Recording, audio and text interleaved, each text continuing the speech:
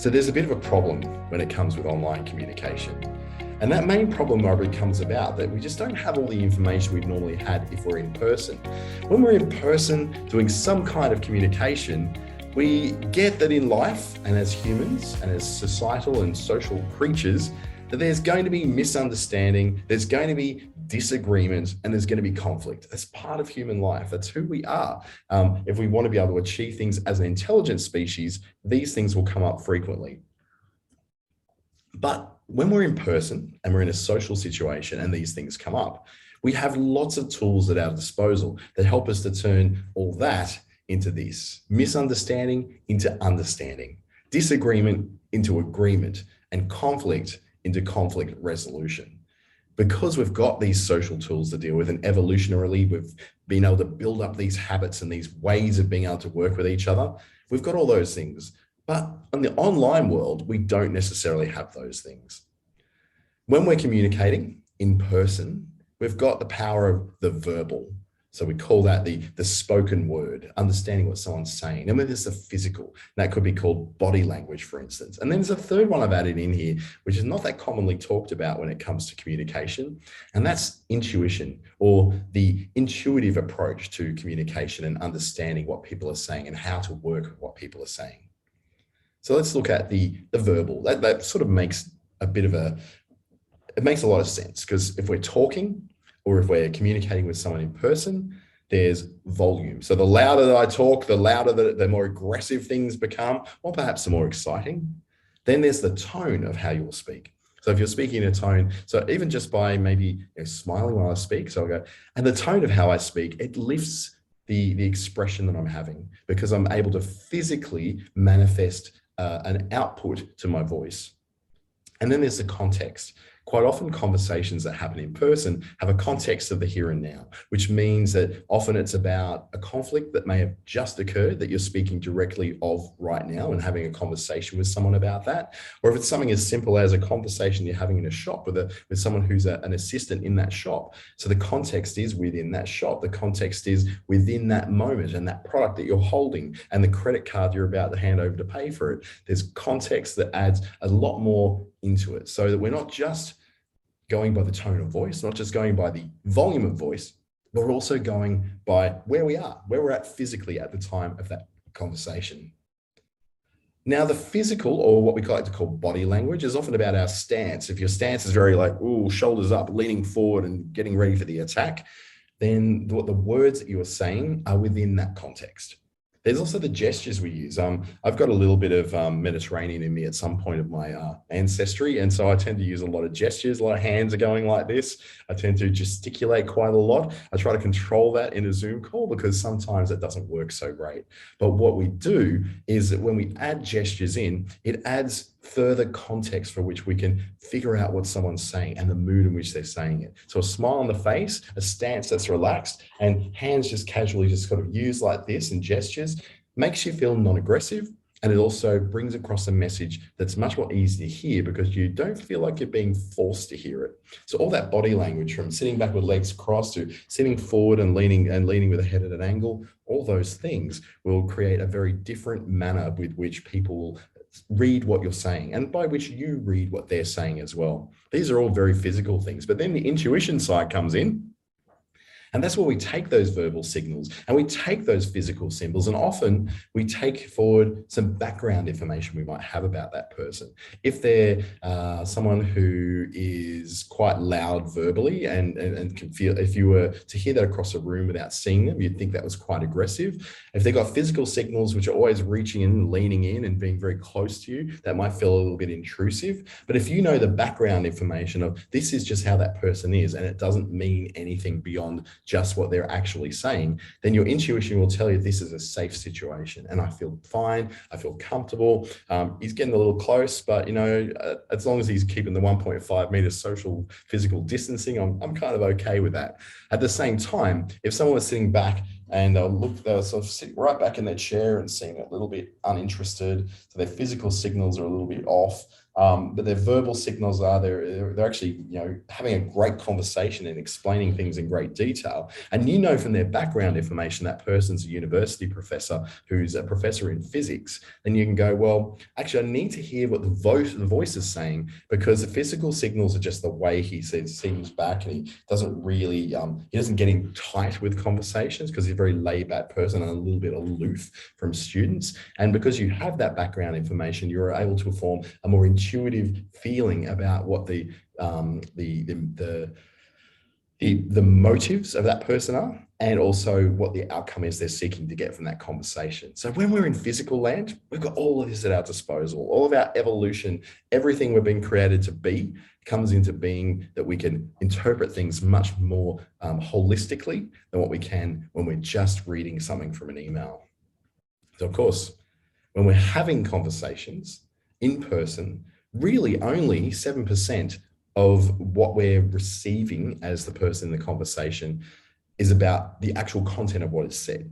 38% of what is expressed by what we call the paraverbal, the how we set the tone, the way that someone tells the story, the emphasis they use on different words, and sometimes then the pauses they may take that for dramatic effect, something like that. So we're still only got about 45% all up of all of the verbal communication that's put across. The rest of it's in body language. It's what you look like when you said it. So if you're frowning deeply and putting on an angry face and saying the sky is blue, the grass is green, you're looking quite aggressive, even though those words are quite neutral, you come across as aggressive. So 55% of that communication comes across in the way that you express yourself.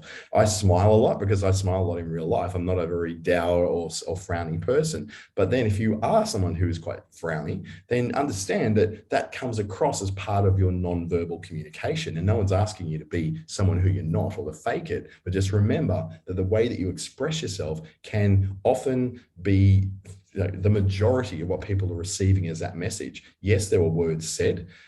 Yes, there was a certain tone and a sort of way that you might be able to talk. But ultimately, we're looking at that non-verbal. So if that non-verbal stuff, which all comes down to what we can see and the context of where we are, how does that work for online? Because we don't have a lot of that. If 55% of the information that we usually receive for communication is not there, we've got like a lot less to work with to figure out what the heck someone's saying or how they're trying to communicate with us. Good communication in the real world means all those things are aligned. But the problem is online, they're not aligned. They're not really set up in such a way, which is they just don't make it. Technology doesn't really allow us to do this. To a degree, some of it does. On this Zoom call, you can see the little video of me up in the corner, and you can see that I'm expressing myself in a certain way, smiling along the way, and using expressions and gestures that sort of help to introduce who I am, to help to present this particular thing. But if you didn't have that, like so many times on an email or something, where you don't have that position of the hand, the head position to be able to refer to, what we call the speak to listen ratio, how often someone speaks as opposed to how often they listen for responses, proximity, how close they are to you, whether they're wearing a smile, whether there's a gesture of hands that's posture that's upright or a little bit slouchy. I tend to be a bit of a sloucher. I've got to watch that sometimes. And also the context of what you're in and the time that is happening as well. If you don't have all these things, how then do you manage to be able to work with what's online? Because when you're online, all you've essentially got to work with is what you see on screen, the mental state you're in at the time. So whether you're tired, whether you're upset, whether you're manically happy, whether you're in a pretty good but neutral mood, those things come into play. And then there's the power of assumption. So the history of all the other conversations you've had with people over email, over text message, over Facebook comments, all those things come to play. And they try to make up that 55% of information that we don't have when we're having a conversation. So that's really scary. Some of it's got to do with emotions. Some of it's got to do with assumptions. Whoa, that's a lot to be squeezing into 55%. You'd want to make sure you get it right. When it comes to the phone, for instance, and research tells us that what you say, so the words you're saying, make up for about 13% of what people take away from that conversation. How you said it makes up 87%. What you said is you said it. What you looked like is you said it. We don't have that information. So what tends to happen is that when we don't have the context, when we don't have the in-person, the body language, the non-verbal cues, then what we need to do is just start to fill the dials with the other stuff, with what you said and how you said it. So what you said becomes more important than if we were in person, because you have to listen a little harder and take a bit of an effort there. But how you say it, that then becomes a whole different deal. That becomes quite a dominant part of how the communication is received. Likewise, when it comes to body language, that can play a role in your voice. So if I'm on this call, for instance, and I've slouched over like this and just leaning close, and you see my tired eyes from not getting enough sleep last night, and the tone of my voice has just gone down because I've just leant forward and I've got no use of my diaphragm. Or if I sit back and smile, and then I can not be quite so monotonous, I can be a little bit more expressive in my communication. You can see how that body language makes a very, very big difference. So that's a bit of a cue, I guess. But when you're on something like Zoom calls or team calls, that sitting upright, allowing yourself to fully express your diaphragm, which is a muscular sort of structure that sits just sort of on the top of your, below your chest and above your stomach, that will help you to express better, and it helps you to breathe better. I've got a problem with that. When I slouch over, I start yawning because I'm not breathing enough. So what I need to do is always force myself to sit upwards, and it makes for a better video, it makes for a better podcast, anything audio I need to do. So you can do that as well, just by that kind of thing. Now, this is just on Zoom calls. When it comes to emails, you don't have any of this stuff to work with. All you've got is what was said. There's no how you said it. There's no what you looked like as you said it, because there's no verbal communication. There's just quite simply what the words and the sentences that are on the page. So 100% of the information someone has to work with when they are communicating with you on email is on that page or in that screen full of text. That puts a lot of responsibility then on the way you communicated things in that email.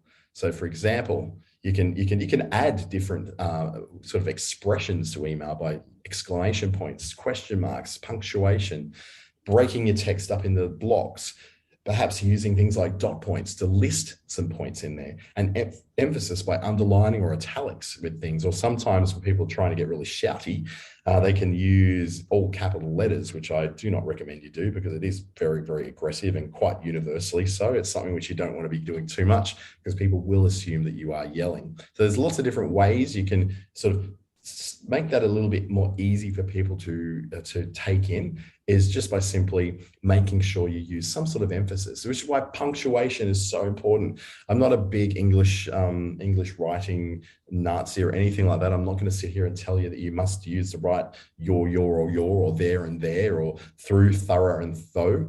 You know, those kind of mixed up horrible things that we do in the English language, and we have a terrible language for that. It's something which is going to be much more softened when you learn the power of emphasis, when you learn the power of structure, of when you're writing things out to make it easier for people to receive, but also the ability for you to add tone. So just like when we're having a conversation in person, I'll have a certain tone to which I'm giving, which is whether I'm entertaining or whether I'm informing you of something or educating you about something, my tone will change. So too, your tone can change with different use of punctuation and emphasis in things like emails, particularly where there's quite a lot that can often be said.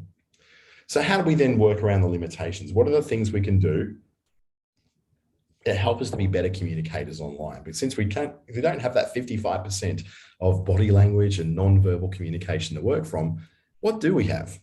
Well, we can work around them by asking ourselves, first of all, how important is this piece of communication? And if you do have any questions, by the way, on the live call, please pop them into the Q&A or the chat, because this is live on Zoom. If you're on YouTube watching this after the live call, pop a comment down in the comments below, and we'll be able to answer those for you. That stuff will be referred back to me by the people in the office who look after our YouTube stuff.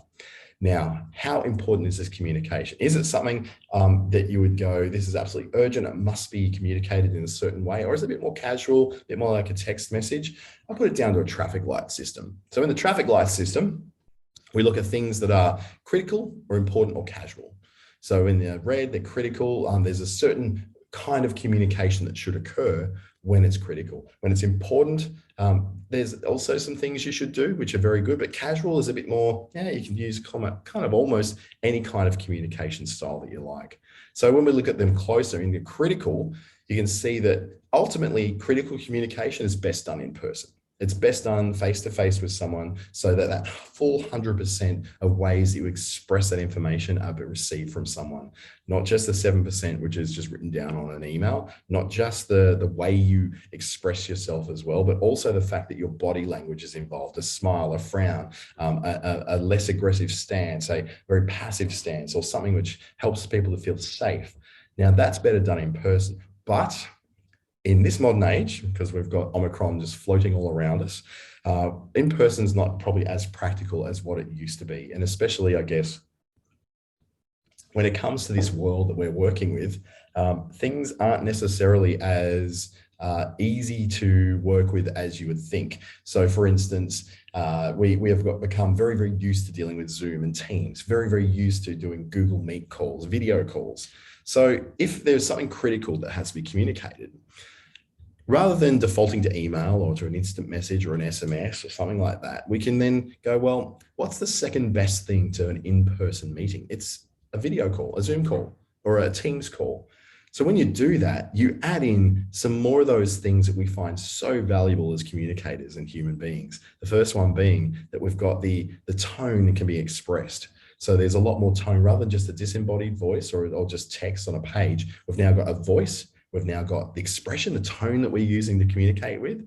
And most importantly, we've got body language. Now, you can't see below my nipples pretty much. That's about as high as you're going to get, as low as you're going to get on a Zoom call, unless I choose to stand up and move around. But what you do have is the way that I hold my head, the way that I nod, the way that I'll respond with active listening as letting you know that I'm listening to you. And also things like gestures, where I'll just go, thank you so much when I'm thanking someone, as to express, not just through my voice, but through my actions, I'm grateful for someone. Or if I'm looking at going, thinking out loud, I'll scratch my head and go, that's common thinking thing. So you're far more easily able to interpret what's going on.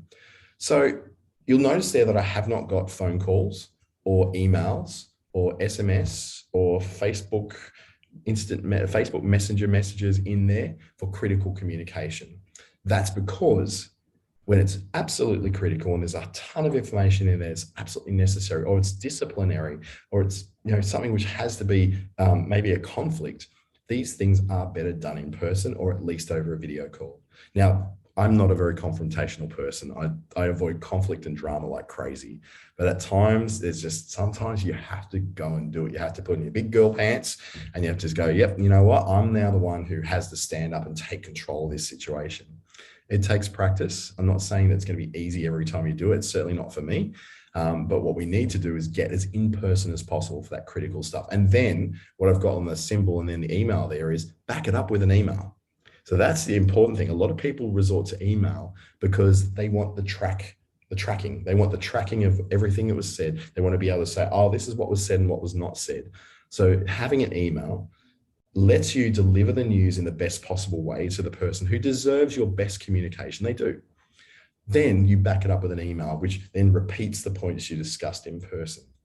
Now, if that in-person conversation or video call gets a little heated, you can refer to that in the email, but just by saying, I know that things got a little heated in that conversation, so I just wanted to clarify what we were discussing and how we were discussing it. Now we move to important communication. So this is something which is not absolutely critical. It's not someone's job on the line. It's not, disaster or survival, anything like that. This is just important information they may need to know. This is where we go into the realm of the video call, like I've just been talking about, or a phone or audio call. So you're actually able to have a direct communication with them. Now, again, this is best done as close to in person as possible. Well, a video call is more than adequate, as is a phone call, because you're able to express things in a certain way. You're able to use body language in a video call. You're able to use vocal tone when it comes to the phone call. Now, not all of us are great at this. Some people, this is English as a second language, so it may be actually a lot more difficult to do tone, and I get that. So what we do when you're someone who struggles with that a little bit, we say back it up with an email as well. just so it's clear to both parties, so to you and to them and to whoever else needs to read that information, that there is an email backup as well. So you're taking the time to make sure that they have the best possible chance to understand the communication. Then we send the email. We don't send the email first, because that'll just let them have a whole lot of assumptions first up that they'll bring into the call, and they'll already have their shackles up and they're ready to attack you. We don't want that. What we want is the opportunity to express to people a calm front, so that then when they get the email, they read it from that perspective of not a shock or a surprise, but going, oh yeah, that's what we were talking about earlier. And they can continue on with their day and be productive. That's what we want. Or if they're a customer, they can be really responsive in a good way. Particularly at the moment, we've got lots of logistics problems in the world of getting things and products around to us. We might wait longer times for things to get to us. I'm in the Northern Territory, so the roads up from Adelaide, which a lot of our products and services come from, are now blocked off, and so is the rail line. So we've got situations where product shortages are becoming a little bit more critical. So we're now sort of looking at trying to get stuff in through Queensland instead of through South Australia. So there's always something that's going to come up that's going to make life a little bit harder to get things. Now we move to the casual. This is where it's not vital information. It's not going to change their lives. It's just things like, oh, we've just changed the time of our Zoom call from 3 to 4, or tomorrow the theme is wear white all day, and we've just changed that to wear black all day, or something like that. Just nothing that's super important. It's not going to kill anybody. It's not going to cause a major issue for someone's day. So that's the one where we go. Now we go to email. Now we go to instant message and SMS. This is where we can be a lot more casual, a lot more, a lot lighter, and the tone doesn't have to be as strong, because the information is not of a critical or an important nature. It's just of a little bit of information to add to something you already know about. So there's already context in there. We don't have to go to a great deal of trouble of individually going and seeing every person that we work with, every supplier that we have, and every customer we've ever met, and having a chat to them, when we can very easily just shoot out a quick email saying, hey, I know you've ordered these. We've got a few problems with logistics right now, getting our materials in from the East Coast. Please let me know if you've not received yours, and I'll keep an eye out for the tracking details for you. So something like that is just nice and casual, lets them know that it's coming, also gives them some information.